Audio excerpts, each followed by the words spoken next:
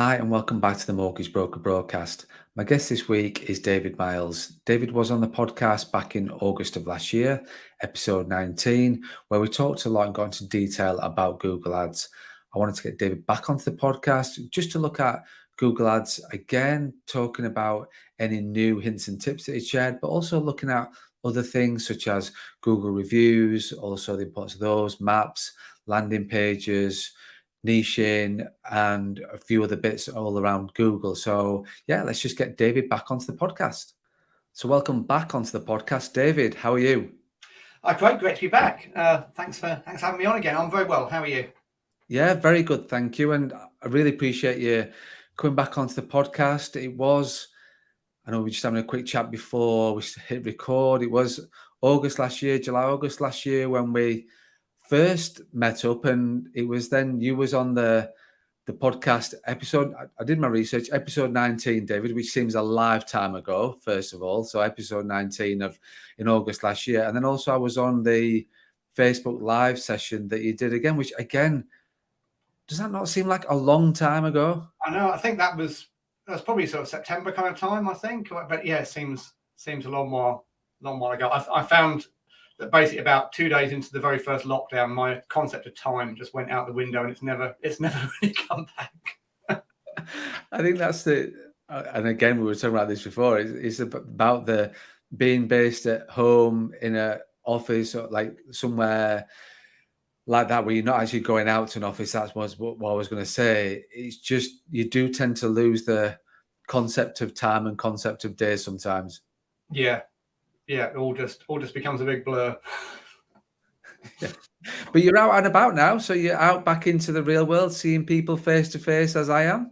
Yes, a little bit. Yes. Some of the people watching might see on LinkedIn, I did my first in-person talking to a room full of mortgage brokers about digital marketing back in sort of early March, and that was like the first time I'd spoken to a room full of actual people for 2 years. So it was good to be back doing it, but also quite weird and but it's good. It's nice to have the choice of doing both, and there's pros and cons. The nice thing about doing it to a room full of people is if you make a joke, you can hear them laugh, or if it's a bad joke, you can hear them not laugh. But either way, you know what the reaction was. You don't get that on Zoom.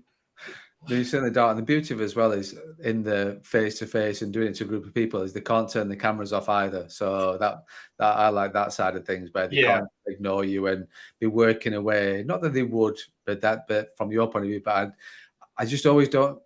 It's always the reaction I'd look for. Like when I do like a team meeting, and like I said to you, we did a team meeting at the start of the year, and I just like that interaction of you can sort of read people, you can see people's faces. It's a lot more interaction, whereas Zoom, Teams, or anything like that, I just felt as though I was sort of talking to a little dot on the top of my PC. Yeah. And It's amazing how much until you don't have that visual feedback, you don't realize how much you rely on it. Because I've noticed, and the guys in my group coaching program will have noticed this, or if they haven't, they will, once they hear me say this, they'll be watching for it now. But when I'm doing live training on Zoom, I find myself saying quite often, does that make sense? Everyone understanding that and sort of hoping that people nod. Whereas of course in a room, when I used to do training to roomfuls of live people, you don't realize it, but at the time you are actually gauging, yes, they're getting that, he's looking a bit confused, she's nodding,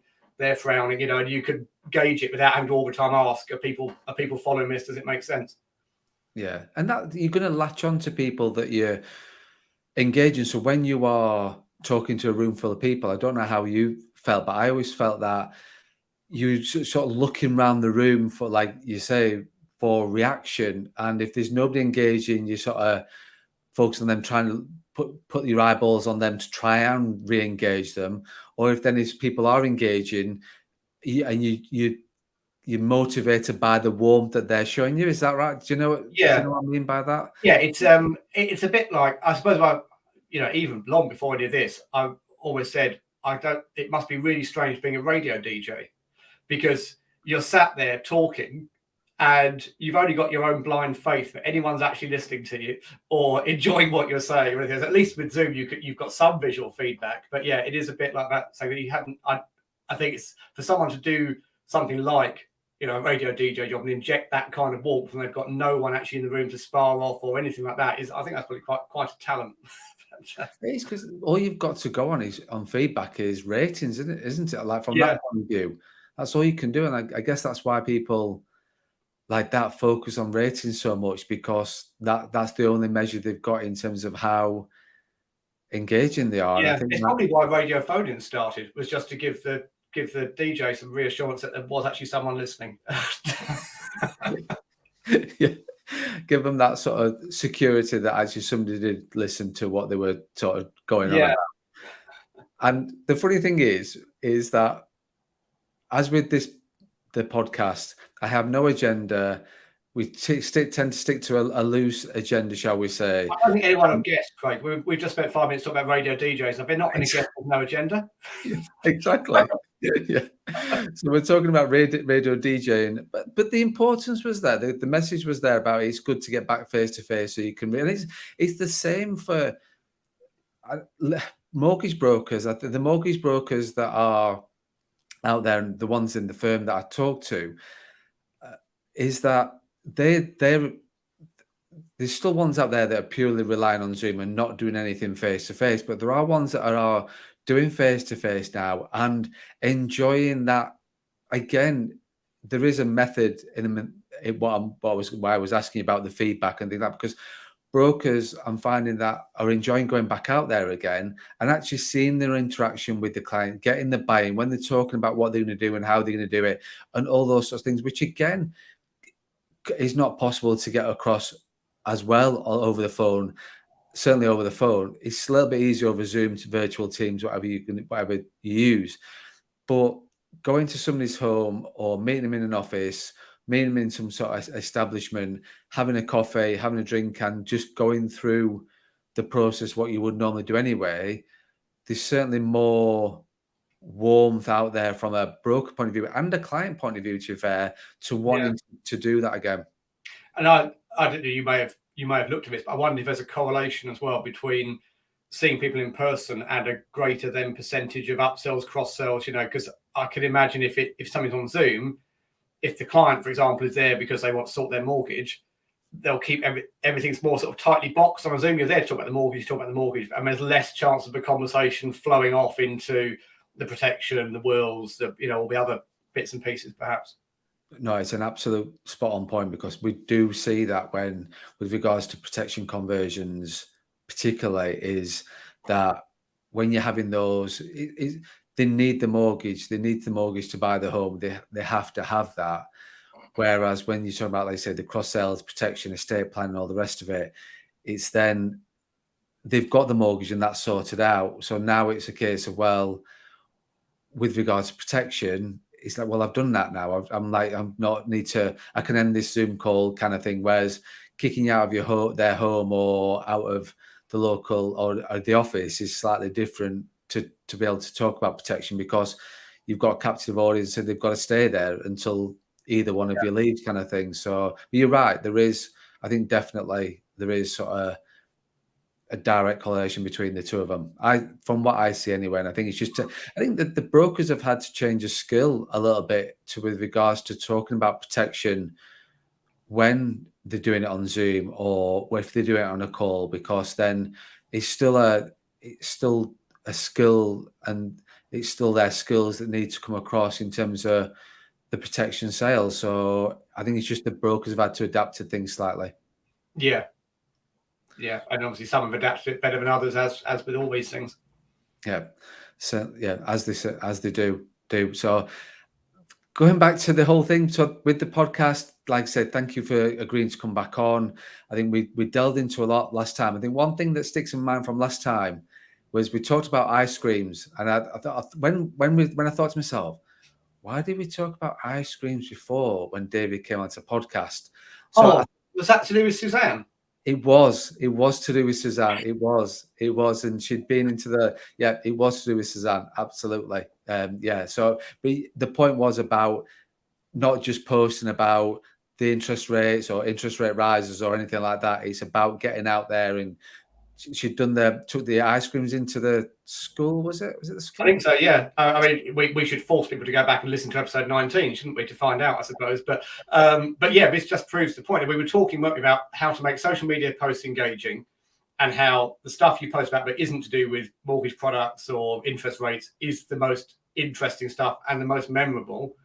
And yeah, it was something like she'd taken a load of ice creams into the school for the teachers or the kids or whatever, and had posted it on LinkedIn. And the fact that we are talking about that now, nearly a year after it happened, I kind of proves our point. That, and I remember the name of the person, Suzanne Wishart, to give her the full shout out. So I think she got a shout out on the post at the time, and she's going to get another shout out. I remember months later. So, but that is the point of, like, and we were, like you say, we were talking about being memorable. Does somebody remember posting about 95% mortgages are back in August last year with HSBC or anything like that? No, they don't. But what they will remember is, like you say, and I remembered that, was Suzanne going into the local school and providing with ice creams at that particular time. So yeah, we probably need to force people to go back to listen to episode 19. However, from my vague memory, which is it is a little bit shaky now and again, we did talk about ice creams, and it was Suzanne, and it was something to do with the school, from what I remember. Yeah. So if you love ice creams or schools or both, episode 19, it's the place to go. But what I think the idea for me because I think life has changed so much over the last 7-8 months since we first met up. There'll be so much changed in the mortgage world. There's so much changed in the whole social media, digital marketing world from a mortgage broker point of view. So I think it was great that you agreed to come back on and we just talk about it a little bit more, because we talked about so much stuff last time. It's, again, as I've always sort of said, that my main goal as a business was 5 years ago, and will still continue, is the importance of building my own brand and not somebody else's. So not that buying a lead in, I'd rather spend it on my own business and my own brand. And that sort of fed nicely into talking about and getting you back onto the podcast to really not talk too much about what we talked about last time, but just as things have changed and naturally evolved over the last period of time, is then to refresh people's minds about that. What has changed in the world of Google? I want to talk about Google Ads, and obviously you've got the program that you do, and I see your LinkedIn social media posts day in, day out about what you're doing with regards to Google Ads, and you are the person to turn to with regards to that. It's just looking at what other things should brokers be aware of, what tracking the ads, what's like maps and things like that. And also as well, I noticed that recently you posted about Google reviews as well. And I'm very much a person about reviews, and I think getting reviews, collecting reviews, and having a process for reviews is vital for the success of your business. So again, I'm interested to get your viewpoint on that and your take on that, because I'm interested to sort of get other people's thoughts. And I saw your post, but I wanted to get a bit more of a personal angle on it from your own point of view with regards to that. And whatever else comes into the conversation, who knows? Okay. So are you in terms of talking about Google Ads, is there anything that you're sort of seeing that somebody's doing really well right now, rather than looking at the positive side of things? Is there anybody out there with the Google Ads in terms of tracking the ads or keywords or anything like that? Is there sort of some good shining lights out there at the moment regarding to the Google Ad campaigns, or anything that they're not doing that they should be doing? Yeah, I mean, I think that the people who are still doing the best on Google Ads within the mortgage space, whether whether their clients are mine or whether they're other people, are those who are going after specific niches within the mortgage sector. And this is not new advice. I've been saying it for ages. Other people have as well. But the big problem that you have as a mortgage broker is, by and large, you are selling the same products and services from the same lenders as every other mortgage broker. A little bit of variance, but by and large, why do I get my mortgage? 44,000. I read your post, David. 44,000 of them. So, why would I get my mortgage from you rather than another broker down the road? And one of the reasons is by being a specialist in a particular sector. That's just generally good for your marketing, but it's particularly important with Google Ads, because if you try, to give a simple example, if you try and be on Google Ads for a very generic kind of phrase like mortgage broker, then you've got a lot of competition. And what are you going to say in your ad that's going to resonate with the person who's typed in mortgage broker? Because you don't know what they're looking for. Whereas if someone's typed in something more specific, like, mortgages for listed buildings or mortgages for IT contractors, or, something specific like that. We'll take something like mortgages for IT contractors. You can then in your ad highlight the benefits which are relevant to that audience, like, whatever it might be, getting a mortgage based on your contract rate, or getting a mortgage even if you've only just started your contract, or other things like that will make that audience go, oh, I like the look of that, I need to click that one. Whereas if you were just trying to talk to everybody, you couldn't put benefits in your ad that would resonate. And that, of course, then carries on through, or it should carry on through, to when someone clicks your ad and goes through to your site, because you've targeted a very specific kind of keyword, and you therefore know that it's an IT contractor or a nurse or a listed building owner or whatever it is who's clicked your ad, you can make sure that your landing page talks about the exact pain points that kind of target audience has, and reassures them that you can solve those particular issues and that you're a specialist in it. Because everyone would always rather go to a specialist than a generalist, and that's across all industries and stuff. So yeah, the people who are doing well are basically those who are focusing on a specific niche or niches, rather than just trying to compete for anyone and everyone who's searching for mortgage broker. No, I do get your point on that, because we did something with NHS mortgages a little while ago. We looked at that as a business, and we went fairly quickly high up the rankings in terms of that with regards to Google, and that did create a massive influx of click-through, which obviously helped with everything else. But we generally saw a spike in terms of NHS mortgages and getting more click-through from that point of view, which generated more inquiries, which was the first time. I'd love to say we did it on purpose, but we didn't. It was just something that happened, and we then built something around it. But I quickly bought into the fact that niching was certainly something the way to go, because we were getting, and we do spend money on Google Ads. We cover a vast amount of area in terms of the countrywide.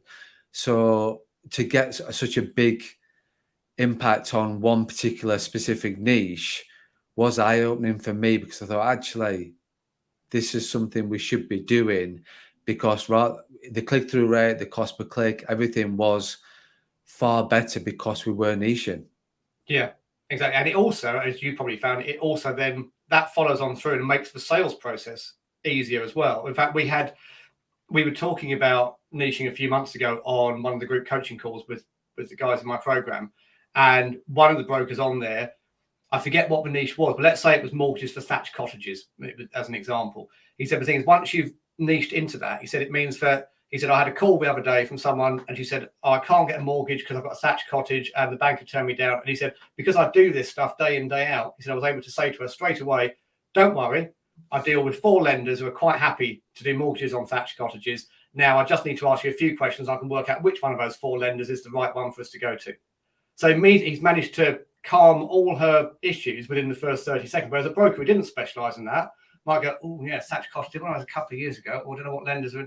And that hesitancy will obviously come across to the client as well. So yeah, absolutely. I think it's the message you're giving.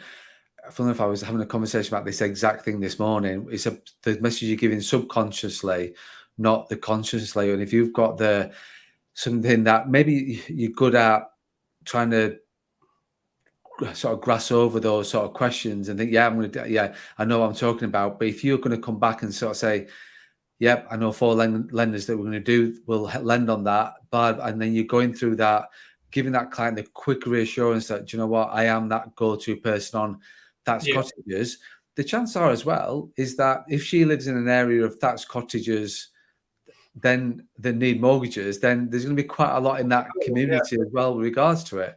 So if she's in the local establishment or whatever, and then this is your go-to person for thatched cottage mortgages. Yeah, and particularly, obviously, a better example is things like nurses or doctors or teachers, because people who work You know, who do teachers spend most of their time talking to apart from kids? Other teachers. You know, who do nurses spend all their time talking to? Other nurses. So yeah, it works from that way. I get it in my own business. You know, I had someone ring me. Obviously, you know, my niche is mortgage brokers and financial advisors. And so if a mortgage broker rings me up and says, I'm thinking about using Google Ads, will it work? I can hand on heart say, yes, it will work. You know, and if they want to know roughly what the cost per lead going to be, I can tell them examples from clients and stuff. I had someone contact me out the blue a month or so ago who his business was providing musicians, bands for weddings, and was asking if Google Ads would work. And with him, I'm like, well, yeah, it certainly ought to, because it works for pretty much everything, but I can't give him that immediate reassurance of, yes, I've got this many wedding bands on my books and I know that they get, you know, inquiries at this much per booking. No, and that's a good example, because like I say, you're going to give that instant reaction, and that consciously, subconsciously reacting to that client at that particular time. Just one thing, like when you're looking at niching and looking at specific things like that, what are your thoughts on not so much niching as in product wise, so that's cottage mortgage and that, but niching more on locality and local community? Does that have the same impact as what it does in terms of product, or do both go hand in hand? Or so yeah, you can niche on locality. In fact, when I'm doing training on niching, I talk about the niches falling into different headings, like niching around the kind of mortgage or the kind of job the person's got, or the kind of building they're trying to get a mortgage on. And one of the other areas is niching around geography. And of course, that can be everything from, at one end of the spectrum, mortgages for overseas properties, down to the more local, you know, mortgages for people in Leicester, you know, or wherever your area is. So yeah, it is in my book still a niche. It's I would say the least imaginative, sophisticated, or whatever kind of niche. You know, and I'll still, a good number of people will look for just mortgage broker Leicester, but it's not. There's still a lot of other mortgage brokers in whatever town you're in. There's going to be a lot of others, so it doesn't differentiate you quite as well as being the specialist in, you know, a real niche, as it were.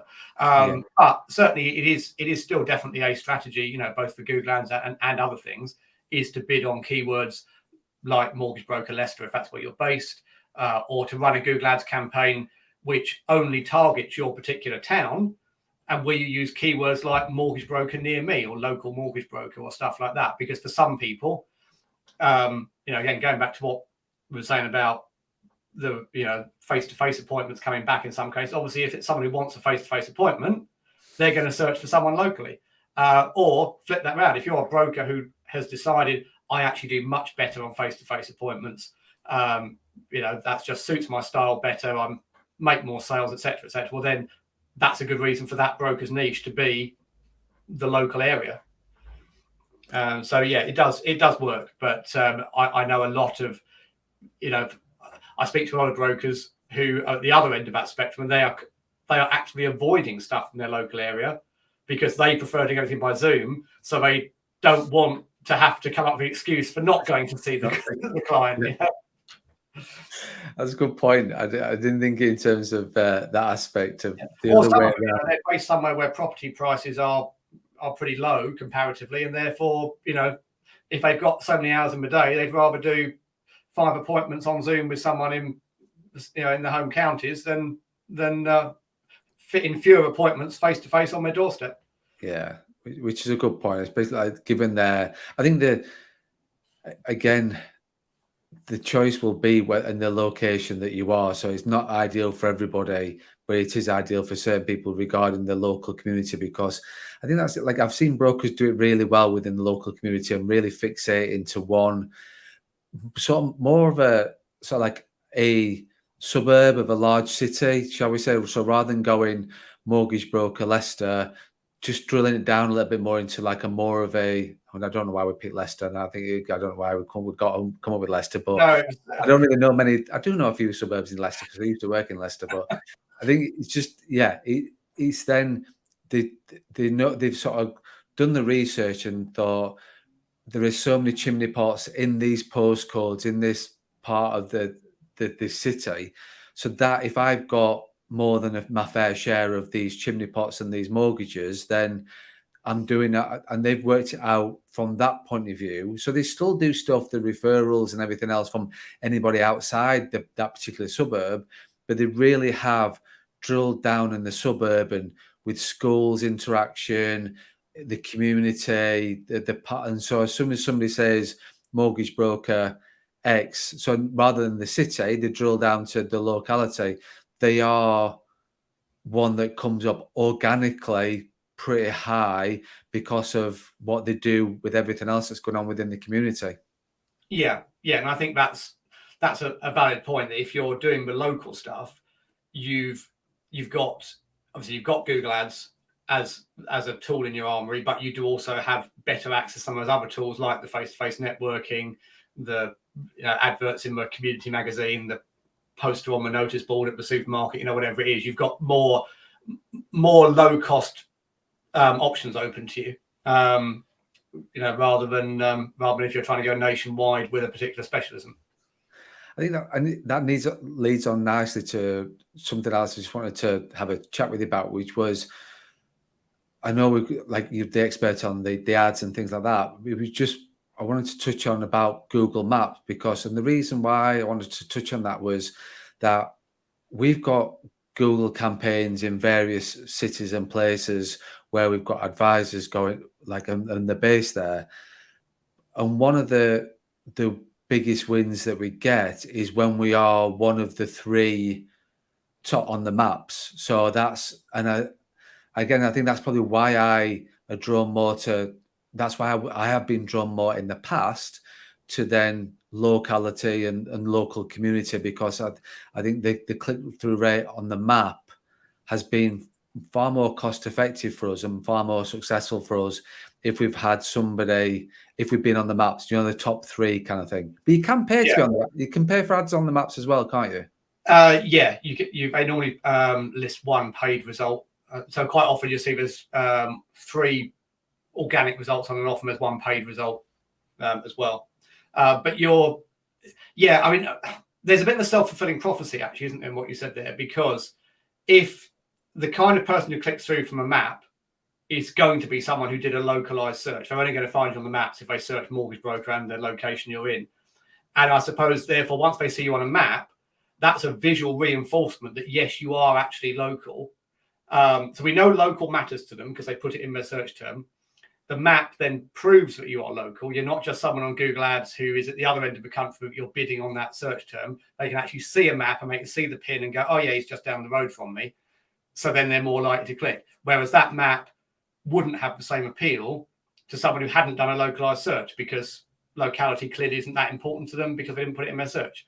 So do you see what I mean? There's a bit of a chicken and egg kind of thing there. But yeah, certainly being on the maps, if you want local stuff, and let's face it, most people aren't going to turn away local stuff unless they really are one of those brokers who hates face-to-face appointments.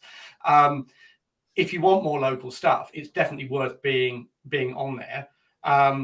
And even if you're doing Google Ads as well, because if you think about it, and it's relatively easy to do SEO for localized stuff, because that gives you a particular thing to compete on. So potentially, if you get it right, someone could type in mortgage broker Kirby Lonsdale, just to pick a different place, and they see this broker on the Google Ads, on the Google Maps, and on the organics as well. So you've got 3 positions on Google. So that's A, 3 positions that your competitors can't have, and B, it's 3 times the chance someone's going to click you rather than someone else, and it's just brand awareness, if nothing else, isn't it? So yeah, it's definitely worth doing from that point of view. And some of them will click the ad, some will click the map, and some will click the organic. But yeah, I think that's exactly. If you are on those, they can see you in those 3 spaces. Then absolutely, they're far more likely to click through to you, and more from my experience, from a business point of view, of looking at it from the other side of placing ads and using ads. I do sort of see, and the traction and when I track those sort of things, I do sort of see that.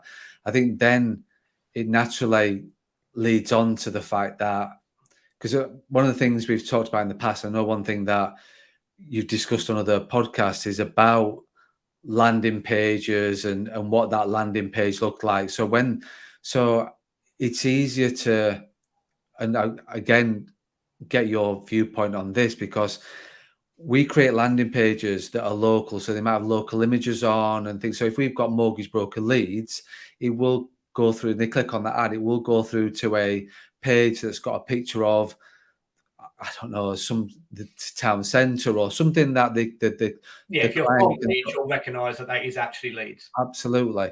So I'm just interested to get your viewpoint on that, because then with that landing page, we can then gear the landing page to that. So it's not our main homepage on our website, but it's our landing page. Is that what's your sort of thoughts on that? So yeah, well, a number of thoughts. So yes, you should definitely have a landing page dedicated to the particular niche and the particular kind of traffic. So this again is one of the benefits of Google Ads, is you can be in control of exactly what landing page they go to, whereas something like your map result or your organic, you're a bit more in Google's hands as to where it chooses to send them from that click. But yeah, the landing page is actually plays a bigger part, I think, in generating the lead than the choice of keyword on Google Ads or what you put in your ad. If you've heard me talk about this other stuff, you probably heard me say before, but it's not that difficult to get someone to see you on Google Ads and click on your ad. The hard bit is once they've clicked on your ad and gone to your site, how do you get that visitor to turn into an inquiry? And that's where your landing page comes in, because the more things you can do on your landing page to convince them that they're in the right place, and use sort of subtle powers of persuasion to steer them towards doing what you want them to do, i.e. fill in that form or pick up the phone, that's where the magic happens, really, is on the landing page. And I've done stuff on my website, if you look at blogs or my YouTube channel, of case studies where I've taken a landing page and just changed like 3 quite small things on it and doubled the conversion rate without changing the keywords or the ads at all. And to me, that's the interesting bit as well, because it's all about, a lot of it's around sort of human psychology and why people behave the way they do and stuff like that. And so, yeah, the imagery you're talking about, in that case, if you have a local area, that's one of the things that maybe only subconsciously helps reinforce that, yes, this is a page to find a mortgage broker in Leeds. Similarly, your nurses example, one of the things you would do on a landing page for that to increase, which would probably help increase conversion rates, make sure the imagery is, is related to nurses, hospitals, etc.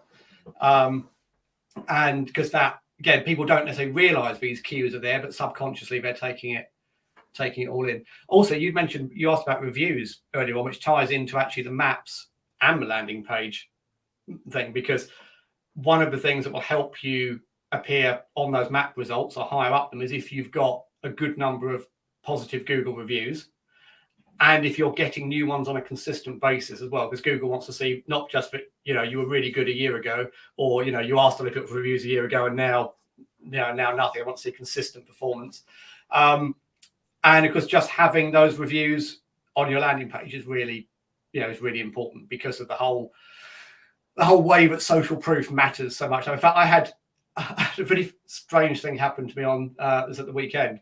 We were saying before we started recording that I was starting to get out and about a little bit more, having been quite a hermit for 2 years with COVID. And I was out on Saturday. I parked the car and left it on charge, and had about half an hour or so to kill. So I was walking down the high street in a local town, and I just randomly popped into a hardware store. I didn't need anything, but I just popped in and had a browse around. It's the first really that I've browsed a shop like that for a couple of years. And as I went around, I was like, oh, yes, I needed one of those. And it was one of those things for scrubbing the stuff off the grill of your barbecue. One of those yeah. And basically, our last one broke or wore out last year. And so I was like, oh, yes, I was meant to get one before this summer.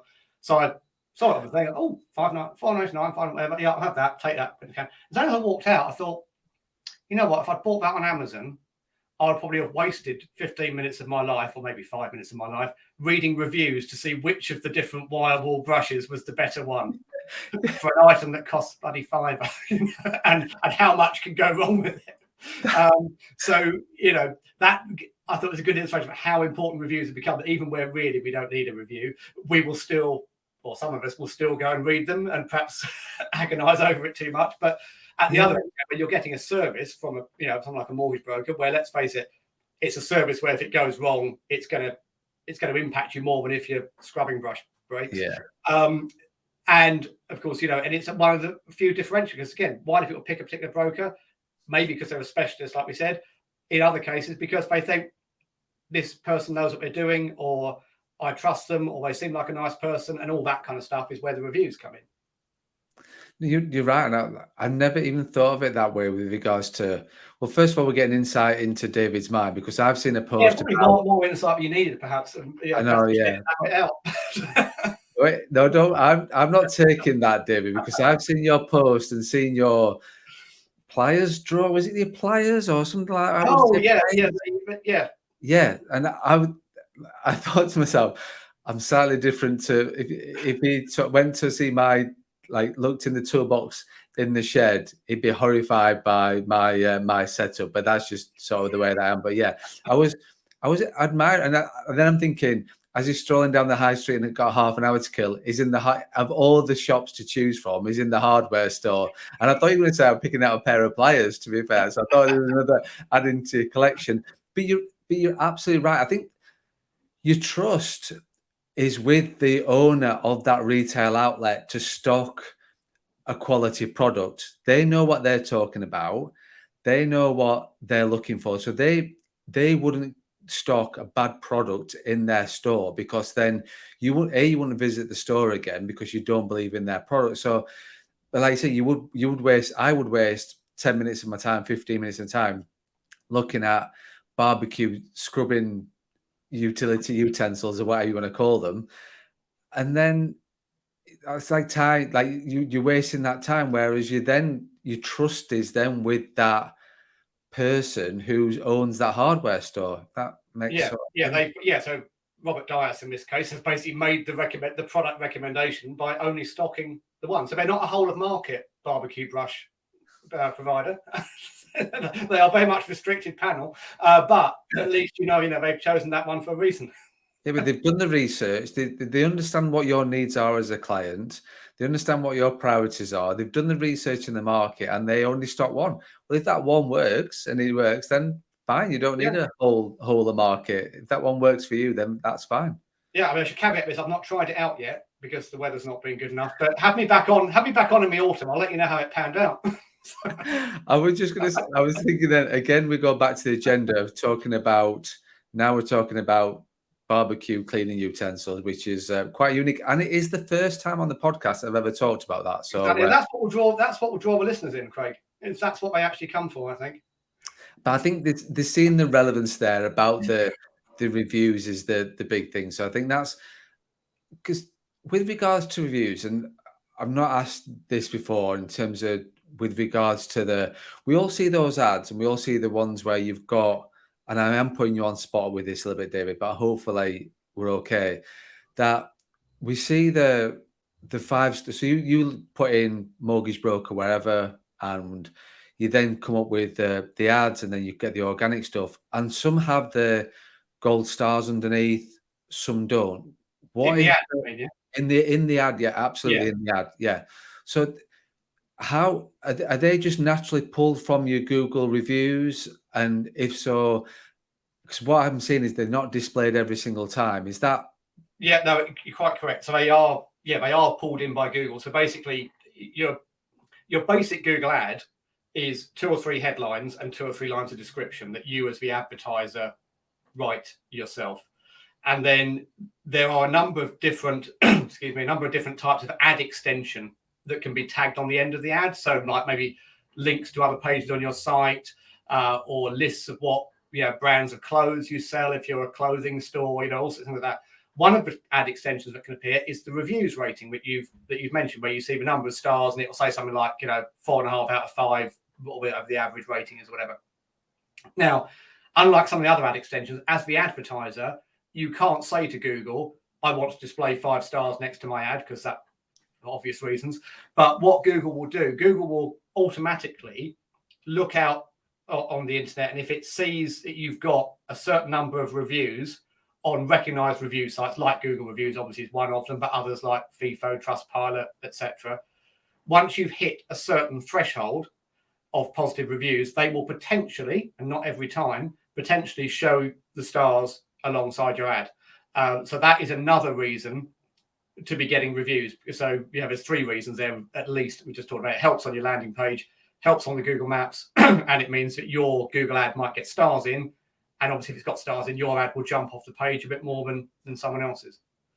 I think I would expect the number of reviews you need, I think, from memory, is a minimum of 100. But they do change it from time to time, so that might be the wrong figure. No, you're right. I think when I've got the figure in my head of 100 reviews on a rolling 12 months. So I always do go up and down. So and again, it's about that consistency thing, isn't it? You see as well, mate. Yeah, absolutely. And any broker that's in CS Mortgage Solutions and within the firm know about how much I care and how much I track the 100 reviews on a rolling 12 months. And if we're getting anywhere near that threshold of 100, then there's like a panic button going on in my office, like my office going, we need some more reviews kind of thing. So, yeah, it does help with your click-through rate. Absolutely. And I think you just got to, from a broker's point of view, it's just getting it part of your process, collecting review. I'm interested to get your viewpoint as well, but my viewpoint, my take on it is just get it part of your process with regards to collecting reviews, whether that's obviously the end of the process is normal, the normal part, but we do collect reviews once we've got the mortgage offered. So we do collect a mortgage offer, and then we do remind customers once the mortgage offers come out, then we remind them at completion stage, if that makes sense. Yeah, I think that's right. I mean, I did one of the sessions I did with my members last year was actually a whole session on how to get more online reviews. And one of the points we discussed was actually when's the right timing to ask for it. And, because in a lot of professions and services, it's when you've delivered the service and everything's finished, you ask the review. So you naturally might be thinking, oh, I'll ask the review when the client's moved into their new house.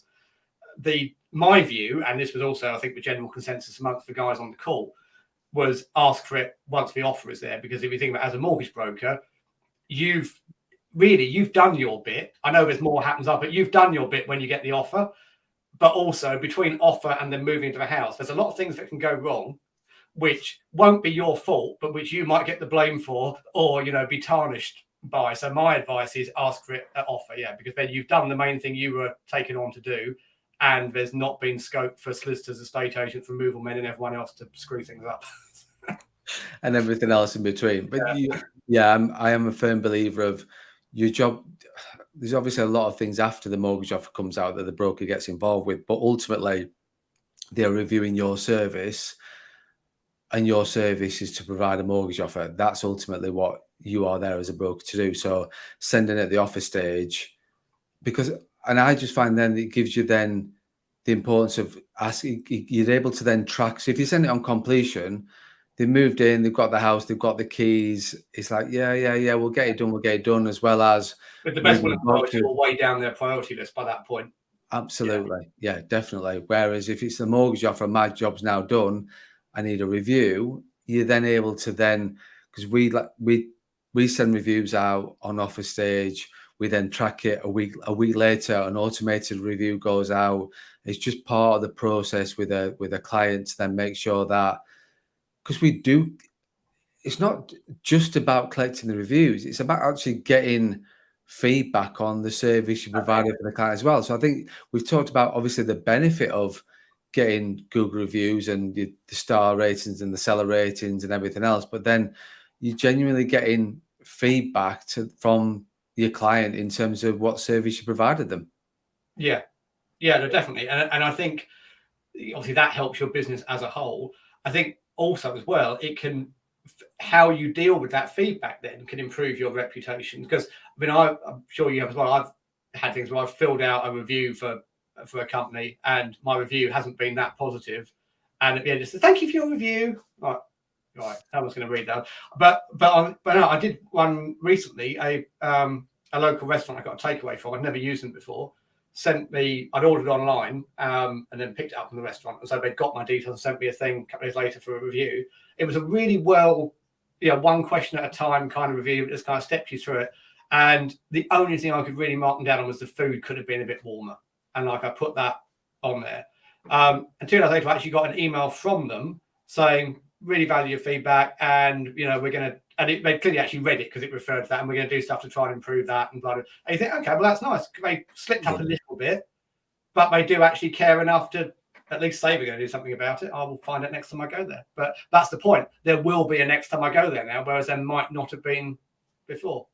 Absolutely. It just builds, and like I use Trustpilot as a firm. We do use Trustpilot to collect reviews, and I always do reply, read the review, and then thank them and just point something out in terms of what they've said or anything like that, or use a word that they've used. Because, and we have had one review, like negative review. I think it was like one, we've got 500 and nearly 600 reviews on Trustpilot, all 5-star. We've got one that was 2-star.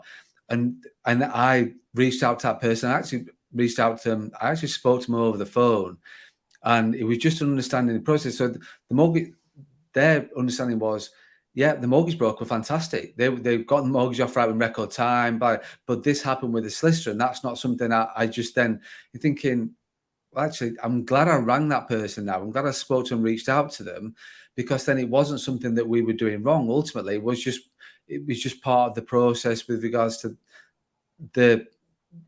throughout that review. So for me, it was good learning, because I thought I reached out to everyone anyway, but then I thought it's the importance of doing that, because then they sort of they had clarity then in regards to, well, actually, understand why you've done the review, absolutely fine, but just for your feedback is that individual's job is just to get your mortgage offer out, and what you said on there, then that was absolutely fantastic, and you couldn't wish for any better.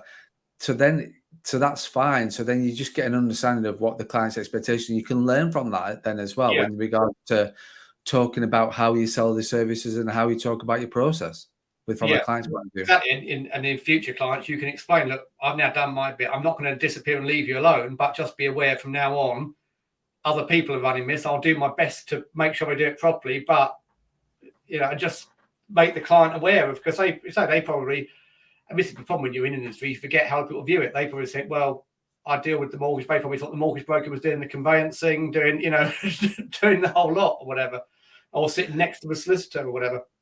Yeah, but the thing is, like, you forget, it's like your loyalty now with that takeaway that's local to you, it's going to be fundamental, because they have taken the time to look at your review. They've taken the time to provide you with feedback, and actually it's relevant as well. So they've taken on board and taken action and taken steps to improve that part of the negative feedback. Then if anybody asks you locally again, or where do you, or something moving to the area and things like that, thinking, actually, I'm going to go to there, because they do actually listen. And it's just that, for want of a better word, I'm not going to say it, but care. So they actually give it about the customer. Yeah. I think that's the sort of, so then, because they've demonstrated to you that they actually do care and do give what they're delivering, then, and they act on it. The question will be, if you go back and then the food is still not too warm, then it might be a little different experience. Yeah. However, they are more likely to act on it because of the feedback that they've been given. I think that's the key thing here, is that for me is the importance of collecting reviews to get your feedback. If you're not asking for feedback already, formalizing that feedback, and then acting on that feedback if the feedback's not positive. You can't, and it's just natural, isn't it, as a mortgage broker, or as anybody. That review probably helps you more than you realize, because probably if every review was 5-star, it almost lacks a bit of authenticity or credibility or whatever. Whereas if I could see, well, I've got 100 reviews, okay, one of them was a bit poor, but actually I can also now, from reading their replies, see why it was poor, and that's not an issue that bothers me. That's almost better than if you just got 100 5-star ones. Yeah, I was thinking, he just then showed authenticity, isn't it? That he just shows that actually they are asking clients and they're getting the real review. I mean, Amazon realized this years ago, and I always say, whatever you think of Amazon as a company, in terms of how you market and sell your services online, most people can learn a lot from them, because they've been doing this a long while. They've spent a lot of money on getting it right. They were, I think, the first people to bring in the idea of publishing negative reviews as well as positive ones. And initially, everyone was like, what a stupid idea. Why would you do that? But we all know when you look at reviews on Amazon, you look at the top good reviews, and when you look at the top bad reviews, and when you look at the bad reviews, you're kind of thinking, well, is that actually a fault with the product, or did that customer just not understand what they were buying, or did they put that bit of furniture together wrongly, or whatever. But the negative ones help in the same way as the positive ones do. Anything we've missed off that you wanted to talk about that we've not talked about so far on the podcast? There is one thing I want to give a shout out to Ian Hewitt, the bearded mortgage broker, because I've heard him mention me on at least 2 podcasts recently. I was determined to try and get his name into one of the stories somewhere, and I didn't manage it. So I just have to do a blatant, unsubtle, drop his name in at the end here. That's absolutely fine. I know Ian, and he's been on the podcast, and what an amazing guy he is. I do love Ian to bits. So yeah, no problem with that quick shout out. So hopefully we've covered everything then now. Yeah, that's everything ticked off now.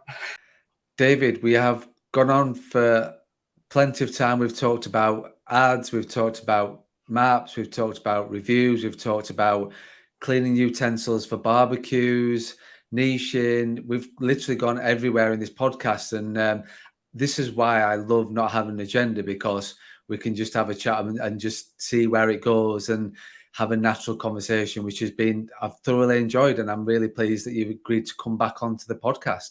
No, it's been great. Hopefully people have learned something apart from just barbecue utensil buying from that, and something that actually helped their businesses and their marketing and whatever.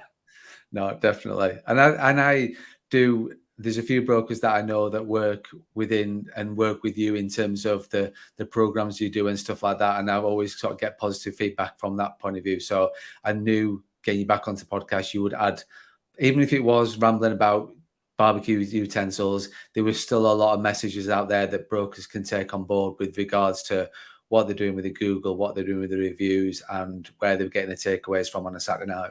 Yeah, and if they want advice on any of the above, they can always get in touch with me.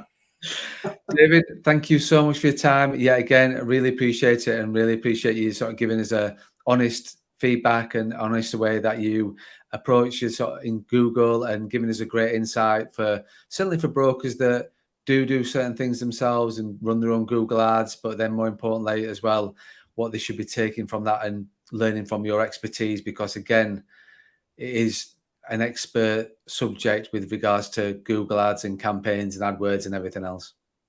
Yeah, no, thank you. It's been a pleasure.